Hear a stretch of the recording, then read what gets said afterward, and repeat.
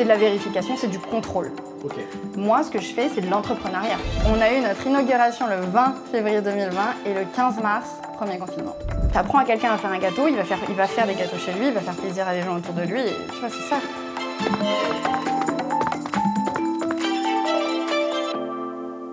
Bonjour à tous et bienvenue dans le jargon. Aujourd'hui, je suis avec Lily de Lily & Clo. Bonjour Lily. Bonjour Alexandre. On est donc dans le deuxième atelier de Lily & Clo, c'est bien ça? Tout à fait. C'est même, en l'occurrence, à la base, le premier. C'est celui qu'on a ouvert en 2020. Ok. C'est donc votre premier atelier. Vous en avez deux. On a déjà fait une émission avec Chloé, ton associée, qui elle est chef pâtissière. Est-ce que toi, tu peux te présenter? Qu'est-ce que toi, tu fais? Et c'est quoi, on va dire, ton parcours qui t'a amené ici? Ok. Du coup, moi, je suis Lily de Lily & Clo, la deuxième facette de l'atelier gourmand. Je suis un peu dans l'ombre. Je suis celle qui s'occupe du business, de la gestion, de l'admin, qui fait en sorte que Chloé et les chefs puissent faire tous les ateliers et partager la gourmandise avec tous nos clients. Ok. Qu'est-ce que tu as fait comme études avant ça? Est-ce que la pâtisserie, c'est ton milieu à la base ou pas du tout? Pas du tout, moi, aucun rapport. Moi, j'ai fait un parcours très classique, école de commerce. Ensuite, j'ai fait de l'audit financier pendant 3 ans, dans un des Big Four, donc vraiment à des millions de kilomètres de la pâtisserie. Mais en fait, j'ai toujours aimé ça. J'ai toujours aimé manger. Manger, c'est bien. C'est cool. Manger, ça rapproche les gens. J'ai grandi dans une grande famille, donc manger, ça a toujours été un moment très important pour nous. J'adore cuisiner, j'adore vraiment ce moment de partage-là. Donc, c'était un de mes hobbies. Ok. Et ensuite, avec Chloé, on a décidé de monter une boîte ensemble et c'était ça qu'on voulait faire. Ok. Du coup, Chloé, tu l'as rencontrée pendant tes études, c'est ça? Exactement, on s'est rencontrés en première année d'école de commerce. On faisait des cours de chinois ensemble. On s'est dit, elle est sympa, je suis sympa, on aime manger, devenons copines. On a été coloc ensemble à Shanghai, ce qui nous a vraiment rapprochés. Et puis ensuite, elle a fait son parcours, j'ai fait de l'audit.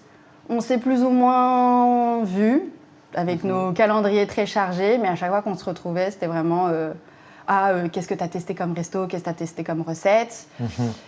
Et puis, elle, pas très heureuse dans son travail, moi, pas très heureuse dans mon travail. On s'est dit, qu'est-ce qu'on peut faire pour changer de vie et vraiment kiffer.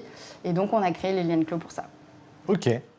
Vraiment une passion commune qui vous unit. Exactement, ouais. Et qui, même situation, vous êtes toutes les deux pas heureuses. Donc, vous alliez votre passion pour créer Lily & Clo. Vous l'avez créé quand, Lily & Clo? On a créé Lily & Clo en 2019. En fait, on s'était dit qu'on voulait monter un truc. Ouais. Mais tu peux pas créer une entreprise comme ça à partir de rien. Donc en fait, on était là, ok, toi, qu'est-ce que tu sais faire? Moi, qu'est-ce que je sais faire? Elle, faire des gâteaux. Moi, à la base, étant en audit financier, j'ai plutôt ce côté gestion et ce côté administratif et vraiment entrepreneurial dans le sens où, quand tu mènes à bien ta mission d'audit, tu dois t'occuper de tout de A à Z. Donc, tu as de la logistique, tu as de la gestion de projet, etc. Et donc ça me bottait bien. Et donc, on a mis en commun nos idées. On a travaillé sur le projet en parallèle de nos métiers. Et ensuite, en 2019, on a posé la petite dème et créé Lily & Clo. Ensuite, donc il fallait quand même faire tout la création d'entreprise.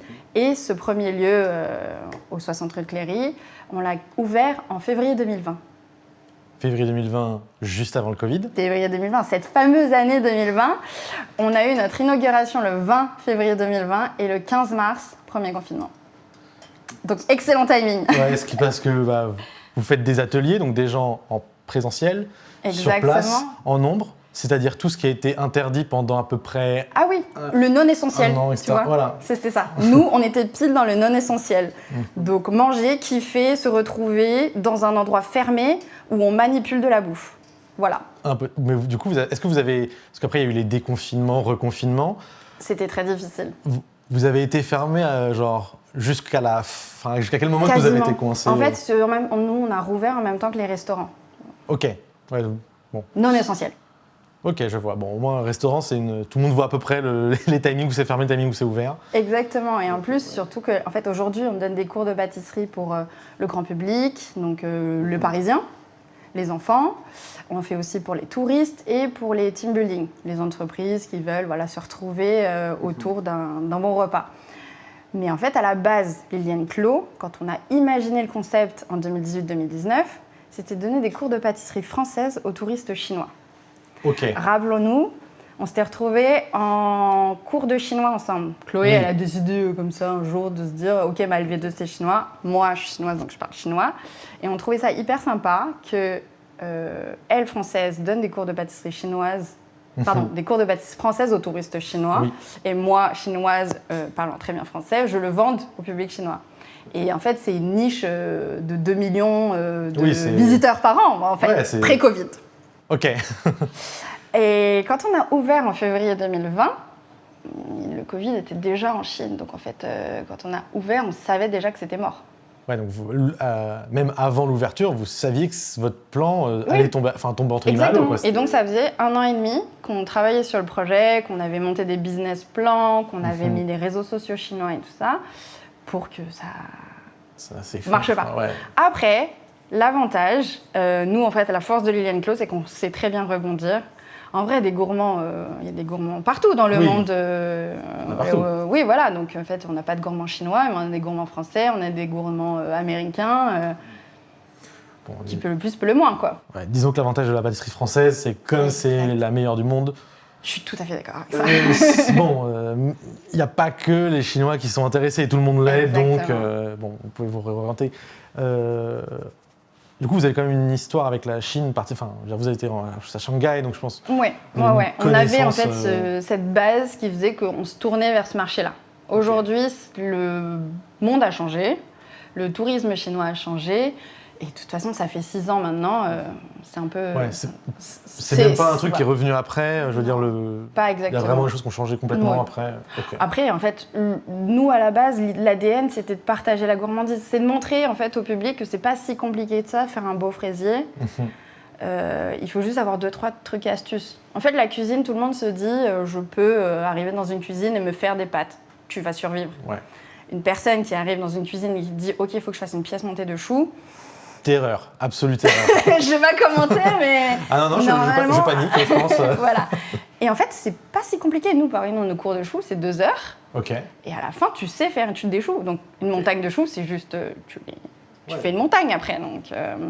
Donc, c'est pas compliqué. En fait, nous, c'est ça qu'on veut montrer, qu'on veut le côté transmettre. Simple, c'est ça, c'est transmettre. Chloé, avant, elle était pâtissière en boutique, dans les palaces. Elle a produit, elle a nourri des gens. Oui. Mais elle n'a pas transmis. C'est pas la même chose. Et c'est ça qui est cool chez nous. Ouais, c'est qu'on aime transmettre, on aime parler, c'est ce contact humain qui est sympa. Ouais, c'est vrai que d'où le concept d'atelier. Exactement. Tu as été dans. Donc, tu as fait de la gestion, tu étais dans des Big Four.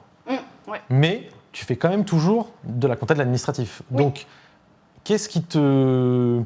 Est-ce que tu fais, entre guillemets, les mêmes compétences avant que maintenant? Ou peut-être que pas du tout, je me trompe. Exactement. Mais parce que je me dis, ok, vous avez exploité vos compétences que vous aviez de base, et à quel point est-ce que c'est... Je me doute que c'est quand même très très différent, ça, il n'y a pas trop... mais dans quelle mesure est-ce que dans le travail que tu faisais avant, celui que tu fais maintenant, les compétences qui sont pourtant similaires, c'est quoi qu'est-ce qui change, qui fait que par exemple, avant ça te plaisait pas, maintenant ça te plaît? Parce que je veux dire, si tu étais sur de la compta avant et que c'est sur de la compta maintenant, la compta, ça reste des tableaux et de la compta. Pourquoi est-ce que la compta d'avant était moins bien pour que celle de maintenant, elle est mieux? C'est ça un peu que je veux demander. C'est la mienne. Évidemment. Alors ça, ok. Mais tu vois, est-ce que c'est la seule différence? Non, en fait, c'est pas du tout les mêmes compétences. Ok. En fait, en audit, tu exploites surtout tes capacités analytiques pour aller auditer les comptes d'une entreprise externe.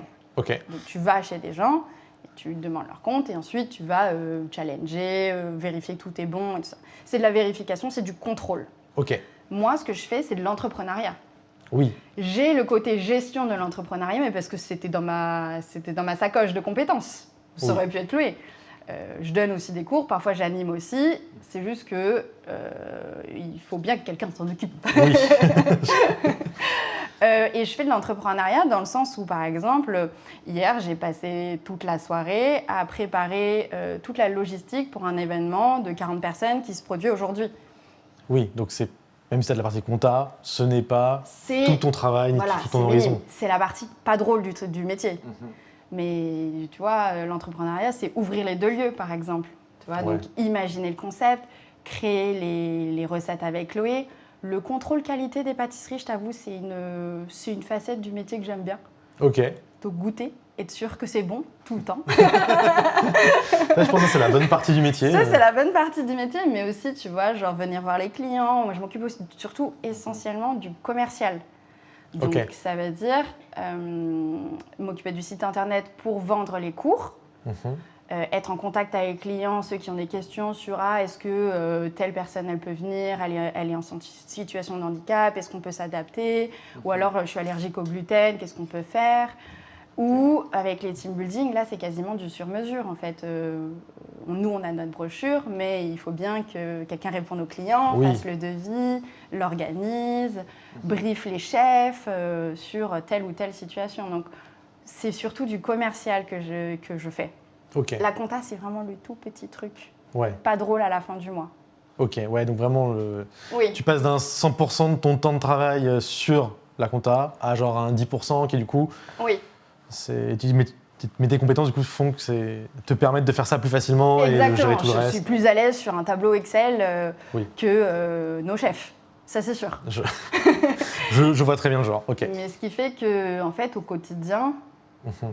aucune journée ne se ressemble. Oui. Bah, c'est l'entrepreneuriat, c'est Exactement. tous les jours des nouveautés, tous les jours des galères et des horaires. Pas plus tard que la semaine dernière, une chef m'appelle en plein milieu de la journée, il y a une inondation dans l'atelier. Bon, bah j'arrive, je viens, j'éponge. C'est aussi ça d'être chef d'entreprise, c'est que t'éponges là où c'est mouillé. Bah oui.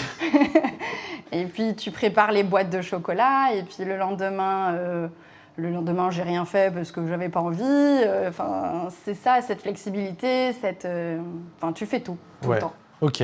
Du coup, en termes d'horaire, de rythme, vu que tu as une expérience avant, le Big Four, tout ça, moi, tu vois, je connais pas. C'est Ouais. quoi le rythme de travail? Est-ce que c'est des rythmes très, entre guillemets, bureau classiques? Est-ce que c'est des grands horaires? L'entrepreneuriat, là, vous êtes sur du 7 sur 7. Parle-moi un peu de ça, comment c'est en termes de rythme. En fait, dans l'audit financier, c'est une saisonnalité qui est très particulière. Tu vas avoir des grosses périodes où j'ai fait du 7h, 23h. Ok. Violent. Oui. Surtout quand tu es derrière un ordinateur comme Ouais, ça, ou alors tu es en déplacement. J'avais énormément de déplacements. J'avais des missions à La Réunion, comme j'avais des missions dans le sud de la France. En fait, tu vas directement chez le client et tu vas faire l'audit pendant une semaine. Ça peut être très intense. Ouais, longs horaires, Voilà. plus du tableur, comparer les chiffres, tout ça. Exactement. Là, en entrepreneuriat avec Liliane Clos, ça peut être des très longs horaires aussi, mais dans un cadre qui est totalement différent. Déjà parce que je le fais pour moi, parce que je le fais pour Chloé, parce que je le fais pour mes équipes et pour mes clients. Et de toute façon, encore une fois, il faut bien que quelqu'un le fasse. Oui. Alors, c'est sûr que le faire pour soi, Ça change tout. c'est vraiment pas pareil. Ça change tout. En fait, moi, je voulais changer parce que le cadre de l'entreprise ne m'allait plus. Le management, les collègues, aller à la défense tous les jours, prendre le RER, ce genre de choses, être sur un tableur tous les jours, ça m'allait plus. J'avais besoin de revenir dans l'opérationnel et d'être en contact avec les clients. Ouais, vraiment sur le terrain, Exactement, avec les sur le gens, terrain, ouais. et avec ce côté partage, où tu rencontres des gens différents tous les jours, où tu échanges. Et tu vends des gâteaux. Enfin, tu Ouais, vends des compétences pour faire des gâteaux. Donc en fait, moi j'aime bien voir ça comme un effet domino, une vague. C'est un petit peu mon petit papillon à moi.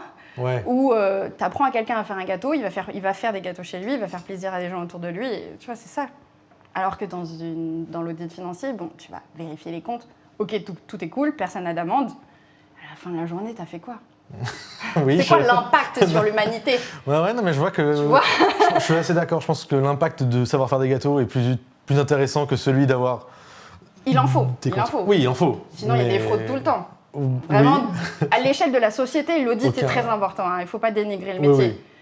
Mais moi, j'avais besoin de revenir à quelque chose de plus humain, émotionnel. Voilà. Non, mais je pense que oui, il faut... Gloire à ceux qui peuvent enquiller des tableaux Excel pendant 20 ans, mais gloire aussi à ceux qui font les pâtisseries pour qu'on puisse se faire plaisir aux papilles. Il faut tout. Du coup, on a parlé de tes journées, de ton rythme. Au niveau de vos équipes, du coup, vous avez des chefs, des mixologues, tout ça. C'est vous comment ça se passe? Enfin, c'est vous qui les recrutez, c'est vous qui gérez qui est là quand. Exactement. Comment ça fonctionne? C'est moi et Chloé. En fait, du coup, Chloé est directrice opérationnelle. C'est elle la chef des chefs. Ok. En vrai, c'est elle la big boss. Ok. S'il n'y avait pas Chloé, il y aurait. Enfin, moi, je suis dans l'ombre. En fait, c'est elle qui est devant. Donc, elle recrute les chefs qui sont en freelance. Ok. Ce qui fait qu'on choisit vraiment avec qui on veut travailler. Nous, en plus, nos chefs, on les recrute sur leur personnalité parce que c'est un métier d'animation, c'est pas un métier de technique. Oui, c'est-à-dire que c'est au contact des gens. Savoir faire des macarons, c'est la base. Mais le vrai cœur de l'atelier culinaire, c'est l'animation, c'est la pédagogie. Donc, on recrute nos chefs sur ces compétences-là. Ok, ouais, c'est vraiment d'abord. Enfin, ce sont des chefs, évidemment, bien sûr. Mais ce sont surtout des animateurs. C'est ça leur vrai travail. Oui, c'est des profs en fait. Ils sont là pour t'apprendre à faire des gâteaux. Ok. Ou de la cuisine, ou des cocktails. Et donc, on parle avec d'autres chefs, du bouche à oreille, on poste, on va dans les écoles. Chloé retourne tous les ans à Ferrandi pour pouvoir faire passer les CAP. On les recrute en piou-piou. Ok. Et les piou-piou, c'est bien, parce que ça permet de les former à cette pédagogie, à cette animation. Et ensuite, une fois qu'ils sont chez nous, on répartit les plannings en fonction de la personnalité de chacun, des compétences de chacun, du planning de chacun aussi, puisque comme ils sont freelance, ça leur permet, eux, de développer leur propre projet personnel, travailler dans d'autres ateliers, faire leur planning, et en fonction de leur disponibilité, on leur donne des missions. Ok. Et comme notre activité est assez saisonnière. Saisonnière, oui. Oui, le planning. En fait, ma vie, c'est de faire un Tetris de l'agenda. Ok. Du 60 rue Cléry, du 80 rue Cléry. Donc, mon agenda, il est vraiment schizophrène. Il y en a de toutes les couleurs. Et en fait, je fais des Tetris. Ok. Et tu jongles entre, voilà, là j'ai des cours ici, j'ai des cours là, voilà, quel chef est dispo? Quel chef parle quelle langue aussi, puisqu'on a des cours en français, cours en espagnol, cours en anglais. S'il faut du chinois, je suis là. Ok. Et tu jongles avec tout ça pour ajuster tout le monde. Ok. Du coup, vous allez avoir beaucoup de chefs. Une petite dizaine, ouais. Une dizaine de chefs, ok. Parce que justement, comme en fonction des disponibilités de chacun, des compétences de chacun, on place la bonne personne au bon moment. Ok. Et du coup, vous faites aussi, que nous avez dit, vous faisiez aussi des événements un peu privés, plein de choses, pas que vos ateliers. C'est quoi un peu l'événement un peu le plus fou que vous ayez fait? L'événement le plus fou qu'on ait fait, c'était pour 50 personnes en externe. Ok. Donc c'était pas dans les ateliers pas chez nous. Okay. Donc c'était le client qui voulait un lieu particulier qu'il a trouvé, une très grande salle, je sais plus, dans Paris, 5e étage sans ascenseur. Ouf. Ça, je tiens à le préciser parce qu'on a déménagé toute notre cuisine, parce qu'en fait il fallait donc animer un challenge culinaire plus une partie cocktail sur un thème retour en enfance. Nous, notre challenge culinaire, c'est quoi? Ils sont répartis en brigades. On leur donne des petits foulards de couleurs et tout, ça c'est rigolo. Ils ont des boîtes mystères. Au début du challenge, ils découvrent le truc et ils doivent faire des milliardises avec ça. Ok. Ils ont 2 heures, avec l'aide des chefs, bien sûr. Et ils doivent créer un buffet. Et en fait, au début, tout le monde est paniqué. Non, mais moi, je sais pas. Et à chaque fois, c'est toujours... ils sont époustouflés parce qu'ils sont capables de faire. En fait, il faut juste leur donner l'impulsion, la confiance en soi et les petits trucs et astuces. Ok. Et ça, voilà, c'était vraiment incroyable pour 50 personnes. Sur le thème du retour de l'enfance, c'était assez éprouvant, mais un beau challenge. Ouais, déjà, s'il faut tout déplacer la cuisine dans un endroit Logistique. Sans ascenseur. Ma vie, c'est de la rien, logistique. Ouais. Tu vois, c'est pour ça que la compta, c'était pas... Ok, ouais, c'est pas... C'est pas une grosse compétence. En fait, c'est vraiment l'entrepreneuriat, l'événementiel à la limite, si tu veux. Ok. Du coup, vous avez lancé juste avant le Covid. Donc, je suppose que vous n'avez pas du tout bénéficié du fameux quoi qu'il en coûte du président, puisque vous n'aviez pas d'activité avant. Comment vous avez tout simplement déjà survécu à cette période où vous ne pouviez juste pas travailler, alors vous aviez déjà tout balancé. Ouais. Et est-ce que, comment est-ce que vous vous rémunérez? Est-ce que ça fonctionne en fait, les ateliers? Eh ben écoute, 6 ans après, on est toujours là. Donc ça marche. C'était très très difficile au début, puisqu'effectivement, on venait de se lancer. Donc il y avait des aides sur le calcul, je sais plus, il y avait un pourcentage de ton chiffre d'affaires précédent. Mais 15% fois 0, ça fait toujours 0. Voilà. Donc voilà.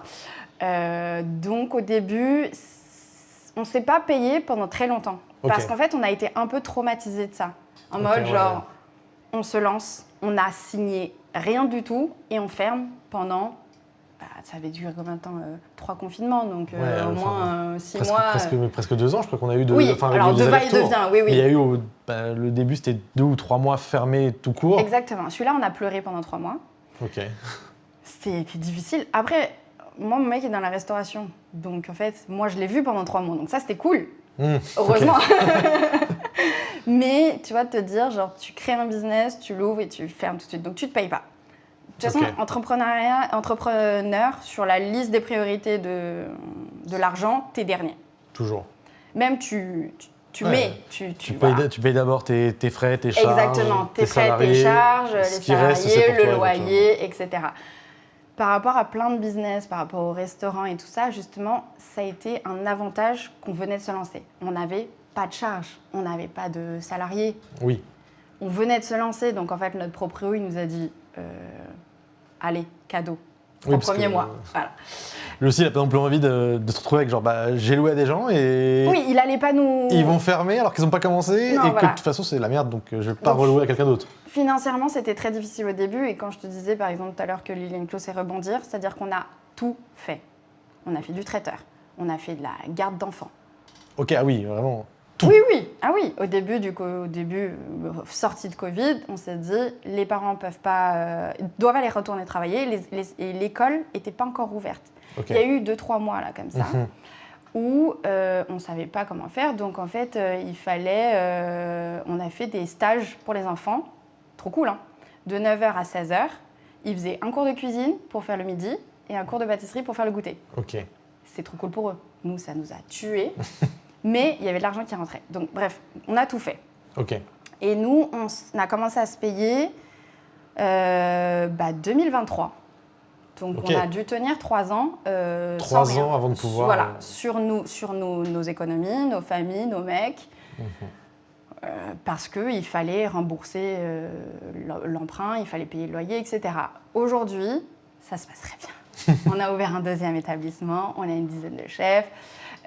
Chef d'entreprise, en fonction de comment tu te gères, tu peux très bien te payer. Ok, ouais.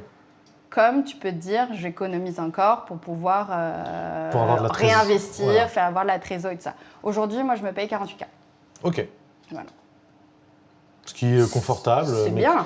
Tu travailles 7 jours sur 7 quasiment, parce que tu es toujours sollicité. Tu peux pas compter. Moi, j'ai mon téléphone greffé dans la main.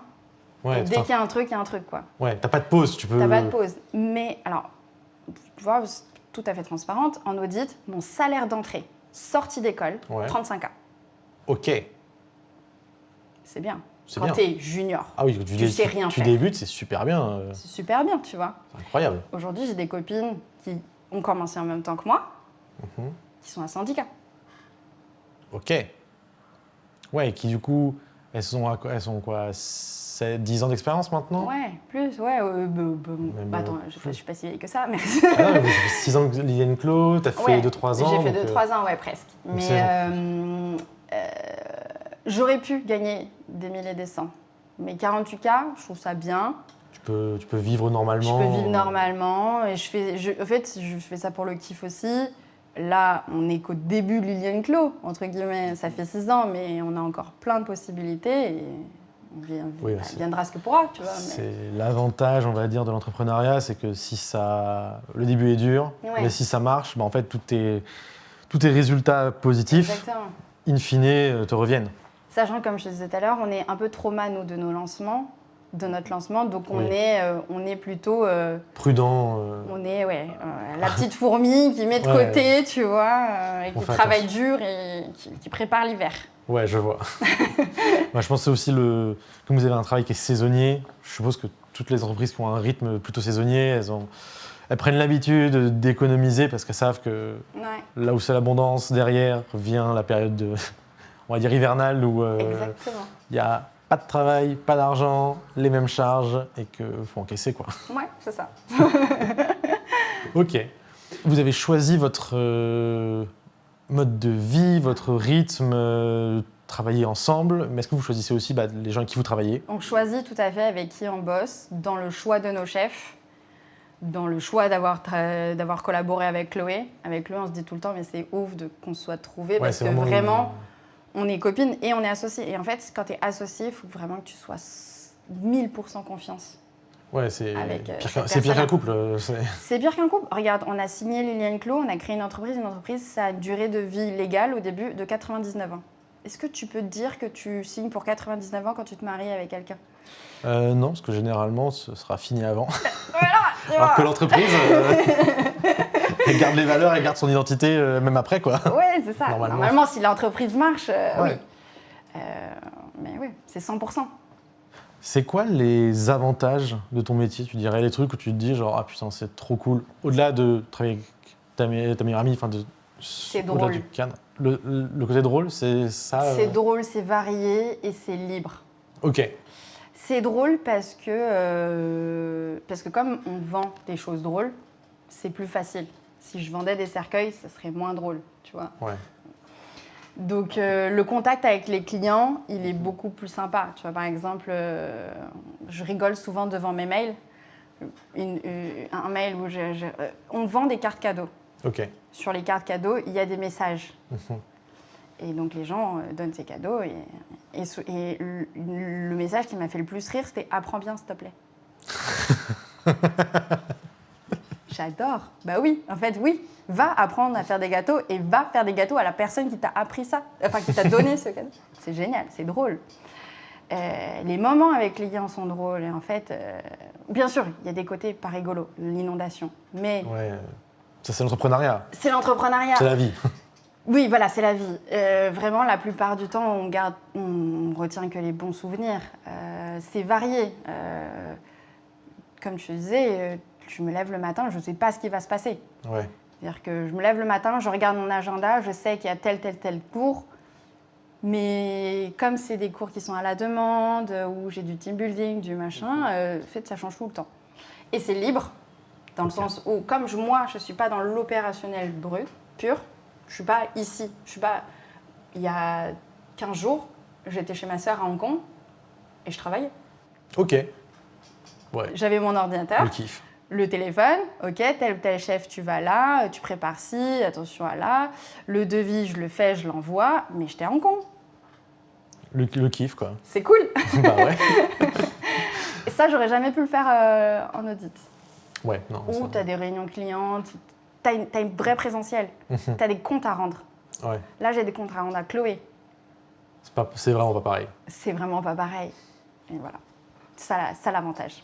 Ok. Est-ce que tu as des... Bon, tu nous as déjà donné une anecdote, mais est-ce que tu as des... Genre un moment, tu vois, qui t'a marqué, positif avec des clients, ou un moment peut-être négatif où tu t'es dit genre, ah, cette journée-là, c'est la journée de merde, j'en ai ras-le-bol, qu'est-ce qu'on fout? Oui, il y en a plein. Il n'y a pas de moment, genre... Il n'y a pas de moment... Enfin, il y en a plein, je sais pas comment te... Oui, mais comme c'est plein de moments cool, il n'y a pas... C'est plein de moments cool, effectivement. C'est pas comme ta routine n'est pas monotone, t'as pas des trucs qui ressortent en mode genre, waouh, là, j'ai fait un truc exceptionnel, parce qu'en fait, bah... tous les jours sont un peu exceptionnels, c'est ça? Ouais, bah, ou alors le premier, par exemple, au tout début, quand on a lancé Liliane Clos, je savais pas faire des macarons. Ok.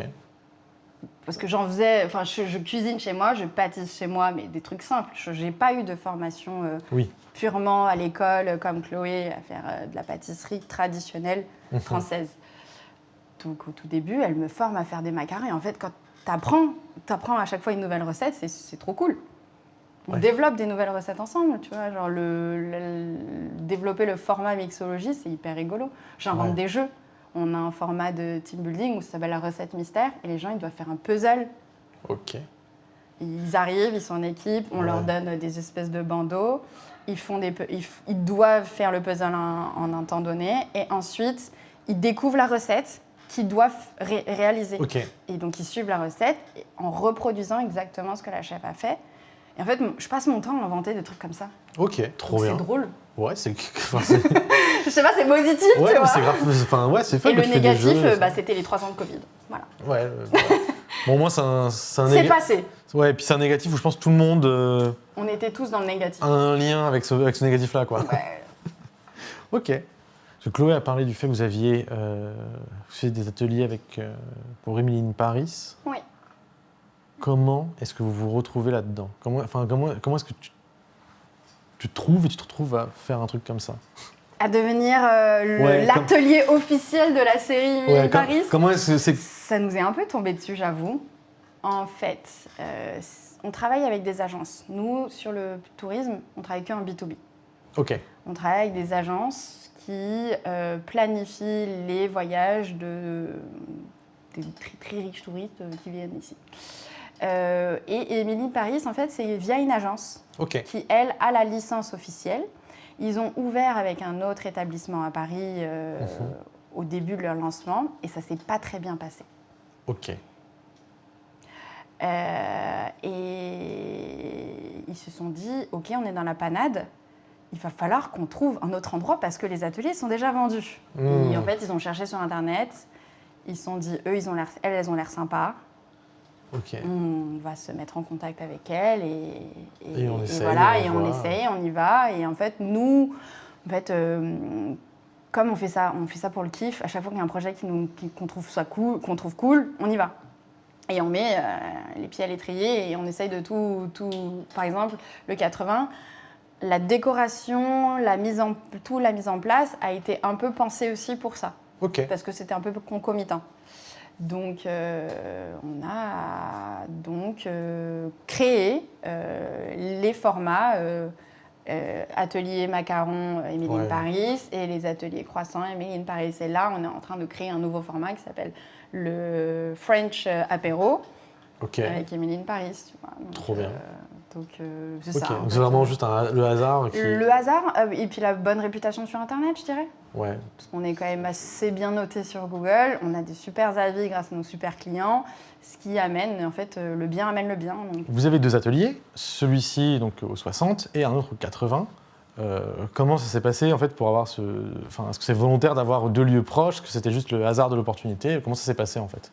Franchement, c'est le grand hasard, l'opportunité qui s'est présentée à nous. On a ouvert le 60 en 2020 et au moment où on ouvrait, en fait, au 80, il y avait un autre atelier de pâtisserie qui faisait du cake design qui a ouvert en même temps. Ok. On a lancé nos business. Nous, ça a été difficile au début, puis après, c'est arrivé tranquillement. Et on a rempli à capacité. On a des ateliers tous les week-ends, matin, midi et soir. En fait, pendant les périodes fortes, on est plein. Et comme on est plein, on ne peut pas pousser les murs. Donc quand tu es plein, tu dois refuser des demandes, ce qui est dommage. Oui. Et en fait, les copains du 80 ont déménagé. Ils sont allés dans un autre lieu plus grand et ils l'ont laissé à l'abandon pendant quelques temps. 2024, ils viennent nous voir, ils nous disent en fait, on n'en fait rien, est-ce que vous voulez le reprendre ? Nous, comme on était plein, on s'est dit 2 lieux, plus d'ateliers, 2 fois plus de prestats. Et donc, comme il était déjà aménagé comme un atelier de pâtisserie, on a juste repris et on l'a fait à notre sauce, on a mis des tables, des plans de travail mobiles pour pouvoir accueillir des team building, faire plus de choses, la mixologie, etc. Et en fait, le fait que ce soit dans la même rue, c'est super pratique en termes de logistique parce qu'il manque l'un dans l'autre. Je passe mon temps à faire des petits allers-retours. Et la blague, en fait, c'est que tous mes potes disent t'as le 60, t'as le 80, maintenant, il faut manger tout au milieu et faire une énorme rue avec que des ateliers ou des trucs drôles, sympas, tout regroupé, quoi. La rue Liliane Clos. Voilà, la rue Liliane Clos. Pourquoi pas, écoute. Avec que des ateliers. Ouais, diversifiés, différents. tu vois, des Liliane Clos, on peut faire de la cuisine, on peut faire de la pâtisserie. Après, ça se trouve, on va faire d'autres trucs drôles. Ok. Ouais, tant que c'est des trucs fun à partager et à transmettre, ça vous plaît, quoi. Ça vaut le coup. Et en fait, c'est ça, c'est vraiment la transmission du savoir-faire. Ok. Donc ouais, Dans des lieux sympathiques en plein cœur de Paris.